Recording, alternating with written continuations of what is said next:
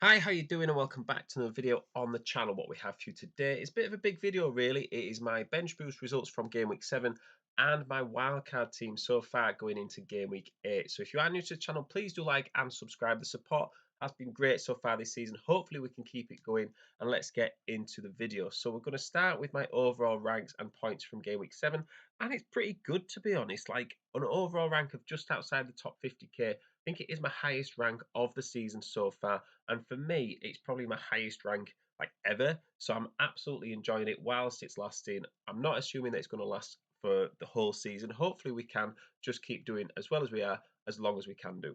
So 79 points from the game week, and the bench boost was active, like we say. So it didn't really matter who I had on my bench, but I did try and plan my team out. Like like I would in a normal game week. So my team, the players on the bench would be the players I would have benched. So the bench boost was genuine, really, rather than putting someone like Haaland on the bench, and saying, "Oh, I would have benched Haaland," just so it makes your points look as much as possible.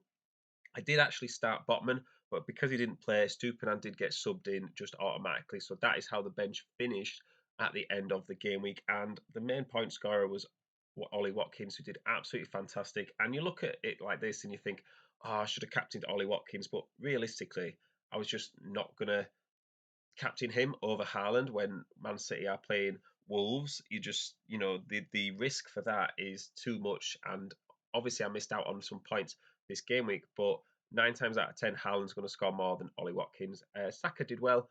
Soufal, the transfer in for Ben Chilwell, did absolutely fantastic. I think that Sheffield United game is always one to target, and Soufal had got a couple of assists in his last 2 game weeks.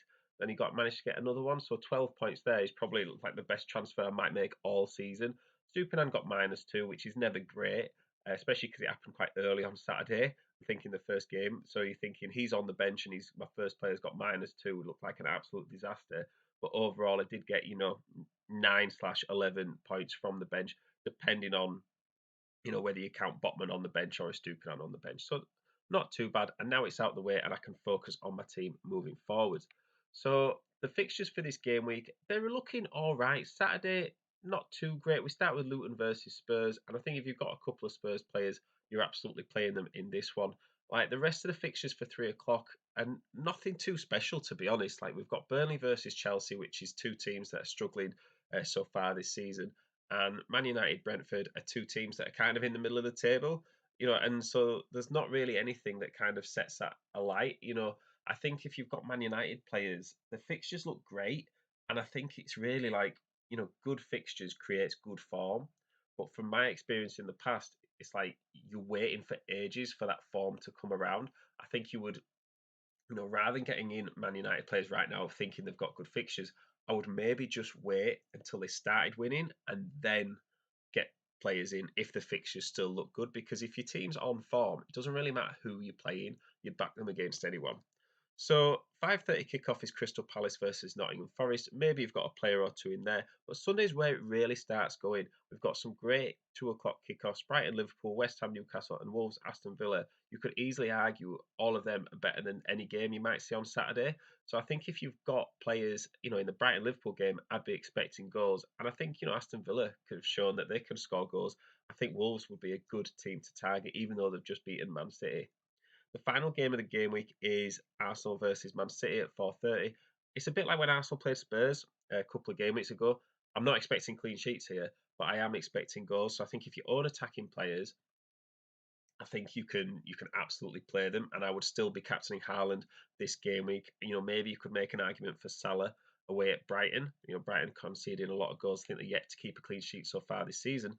But Haaland for me is where it will stay. And I think even if you've got defenders in this game, whilst it might be, reasonably high scoring, in the past I think there has been like, 2-0s, things like that. And usually, your defenders don't always score loads of points. If you've got a defender in your team that scores 1 or 2 points, like that happens every game week.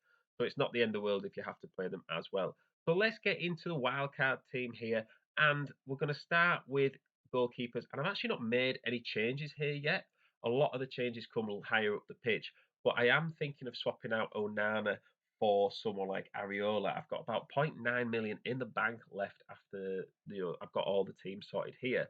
But for me, Man United's fixtures from a defensive point of view do look really good that I am still hesitant, but I am thinking of swapping out Onana. I could even upgrade him with the money I've still got left to maybe a 5 million, 5.5 million goalkeeper. But I do like to kind of, put the money elsewhere on the pitch. I think, really there's not been that many clean sheets with the amount of extra time that's been played. There's a lot more late goals. I think if no one's keeping a clean sheet, it kind of doesn't really matter. So there's no point going for those premium keepers. The defense looks all right. I think I've kind of had to slim down with the defenders' prices. I've gone for some cheaper options. I think because Sven Botman's looking like he's going to be out for a while, I think Lascelles looks like a fantastic value player in fantasy league. I think if he's going to start at 3.9 million for the short term, especially, he's absolutely worth getting him in. For me, Van de Ven, whilst Udogi is someone that is a lot more attacking, I think the value that you get from Spurs defenders at the moment is the fact that they're playing teams that they could keep clean sheets against. So I think, playing Luton away, a 4.5 million defender is fantastic value. Matty Cash is the best Aston Villa defender, and of course, we're going to say get Aston Villa players in your team. They've got Wolves, West Ham, Luton, Forest, Fulham, Spurs, and Bournemouth in the next 7. So those fixtures look great, and they're on good form as well. And then I've gone with double Newcastle defence just because I think, you know, they are a team that can get a bit streaky with clean sheets. They've got a couple so far in recent game weeks, and despite a couple of injuries, I think they're likely to continue that with the fixtures that they've got. For me, in terms of having a Stupinan on the bench, whilst I have value kept like caught up in him, I have actually lost a lot of value in the team because when players go up by 0.1 million, you don't actually get that value back unless they go up by 0.2 million, they get the zero point 0.1 back. So a lot of players over the weekend went down in price in my team as well, just before I took them out on the wildcard, which was a little bit annoying, but it is what it is. But in terms of Brighton, they've got Liverpool and City in the next 2. But then after that, it's Fulham, Everton, Sheffield United, and Nottingham Forest. So if you have got a Brighton player in your team, I do think it's just worth holding and you just put them on the bench for the next couple of game weeks. Defender especially, maybe if there's a midfielder, maybe you've got Matoma, you probably still play him against Liverpool and City, but it's not really worth transferring somebody out like a Stupinan if I'm going to want them back. And Brighton could really go like 9 game weeks without keeping a clean sheet, which is crazy when you think how well they started the season. In midfield is where we've made loads of changes. The only person that's sticking around is Saka, just because I think he is so consistent. I think if he stops handing his penalty opportunities to other players as well, he will be a must-have. So it would be nice to see him actually take a penalty at least every so often. The rest of the midfield, we've got rid of Sterling, Foden, and Rashford. I just think Man United and Chelsea, it's just not worth it at the moment. They're not playing great. Sterling got 0 points this game week for me again. I think he's not broken like 2 points all season since I've had him in, which is really frustrating. So I've swapped Mbuemo as well for Diaby. That was quite an easy switch. Like we talked about Villa's fixtures, and Diaby is someone who's playing really well and at a good price. I've gone with Son here. Now, I think I could get in Madison instead, but Son is looking like the focal point of the attack.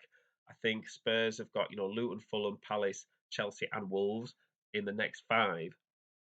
They look great from an attacking point of view, so I'm absolutely going to capitalise on Son. He's a bit more expensive than if I'd have got him in a couple of weeks ago, but he's still someone that I wanted in my team. And likewise with Salah.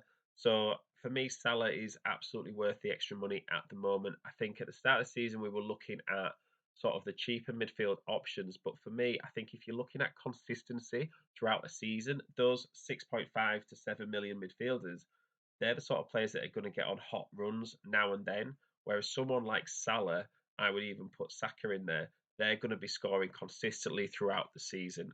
Salah was unlucky to not get attacking returns in the last game week as well. Up front, I've had to go really cheap on the bench as my second and third options.